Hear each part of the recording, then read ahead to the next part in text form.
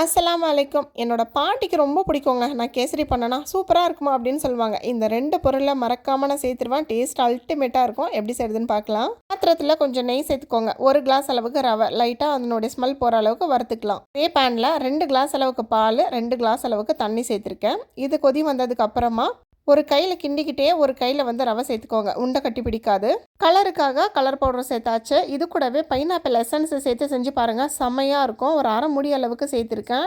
ரவை நல்லா வெந்ததுக்கு அப்புறமா சர்க்கரை சேர்த்துக்கலாம். மொத்தமா 1 கிளாஸ் ரவைக்கு 1 1/2 கிளாஸ் சர்க்கரை. நான் இப்போ 1 கிளாஸ் சேர்த்துருக்கேன். பின்னாடியே 1/2 கிளாஸ் சேர்த்துக்குவேன். கூடவே சேர்க்க சொல்ற இன்னொரு பொருள் என்னன்னா இந்த செர்ரி ஃப்ரூட்டுங்க. செர்ரி ஃப்ரூட்டும் இந்த பைனாப்பிள் எசன்ஸும் சேர்த்து செஞ்சு பாருங்க. ஆஹான்ட்டு இருக்கும்.